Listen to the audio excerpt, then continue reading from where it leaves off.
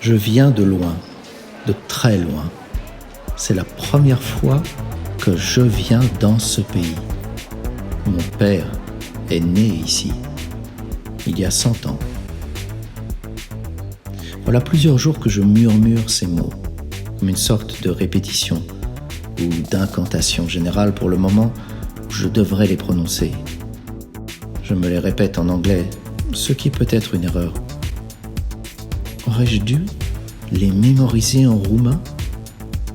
Au contraire, c'est mieux ainsi, pour éviter les déceptions, pour éviter que les autres ne me répondent en roumain et ne découvrent un peu frustrés qu'à part ces phrases diplomatiques, je ne comprends absolument rien.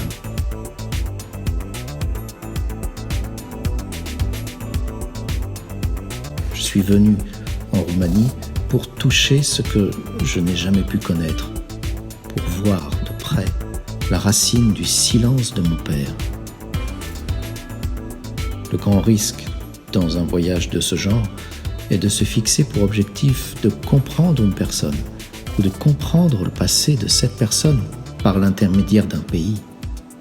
Confondre le général, une culture, et le particulier, un homme. Confondre normes et exceptions.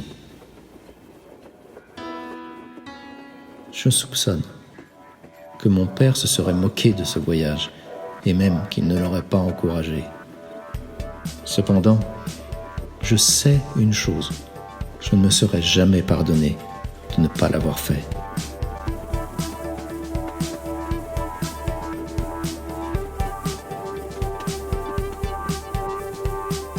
Il y a longtemps, très longtemps, dans une galaxie lointaine, j'ai publié un roman intitulé « Un père étranger », dans lequel je parle de certains faits qui se sont produits il y a longtemps, très longtemps, dans une autre galaxie lointaine.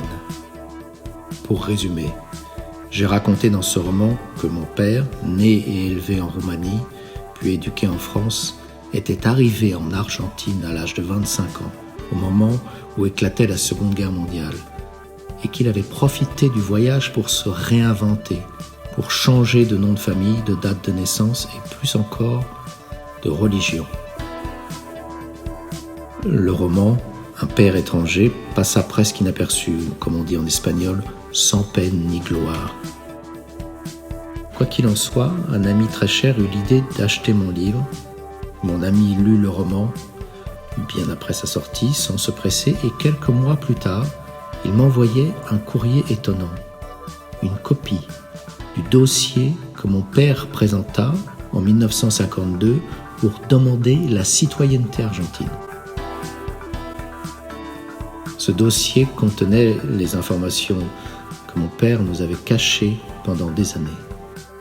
Le nom du bateau sur lequel il traversa l'Atlantique, la date où il mit les pieds dans le port de Buenos Aires, les noms complets de mon grand-père et de ma grand-mère qu'il avait toujours eu tendance à escamoter. Et le plus émouvant pour moi, un vieil acte d'état civil, encombré de timbres carrés, ronds, triangulaires, indiquant l'adresse exacte de la maison de Galatie, la maison où est né mon père.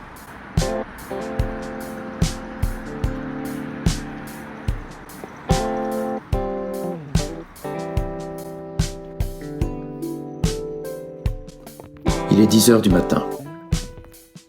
Hier soir, à peine arrivé à Galatie après une journée entière de train, hier soir, avant de dormir à l'hôtel, simple, 4 étoiles, dont 3 bien méritées, j'ai un peu modifié mon plan. J'avais pensé sonner à 9h, mais non, ce sera plus sensé à 10. De ce fait, je me repose mieux. La lumière tombe à la perfection, comme si elle fêtait mon changement de plan sur la Strada Culturii, l'ancienne rue Holban de Galatie.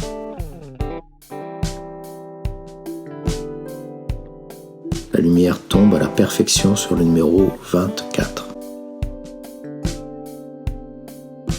J'ai quitté l'hôtel à 8h30, je suis passé devant la maison à 9h et je l'ai vue pour la première fois.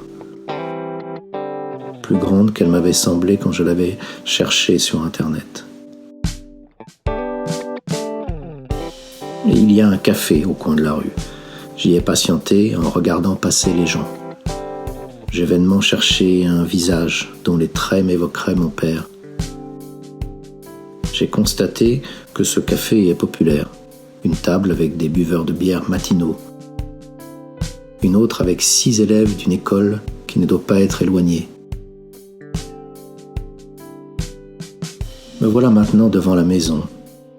Un portail, plutôt qu'une porte, donne sur une sorte de cour ou de jardin de devant. Je frappe dans mes mains. Je fais trop de bruit. Rien. Personne. 2 fenêtres fermées donnent sur la rue, mais je ne veux pas y toquer. J'appuie sur la poignée du vieux portail, moins rouillé que les autres dans la même rue Holban. Il s'ouvre. Je n'ose pas entrer, je le referme.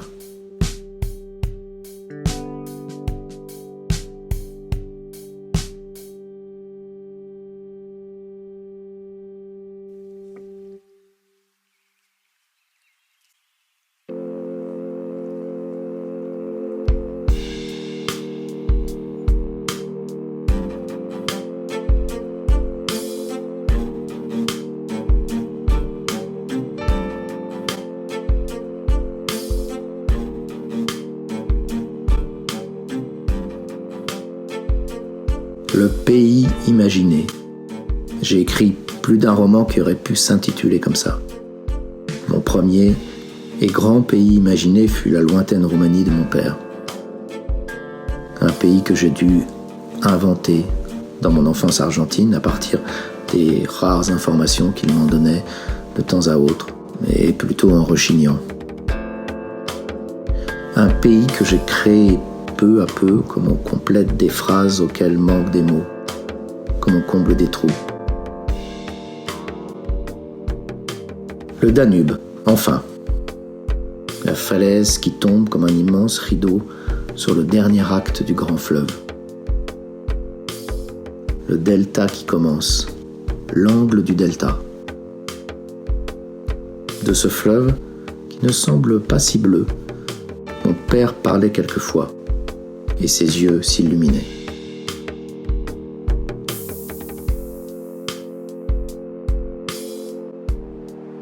Pour descendre jusqu'au Danube, un escalier raide, très raide. Je touche l'eau avec une main, timidement d'abord, avec le bout de l'index.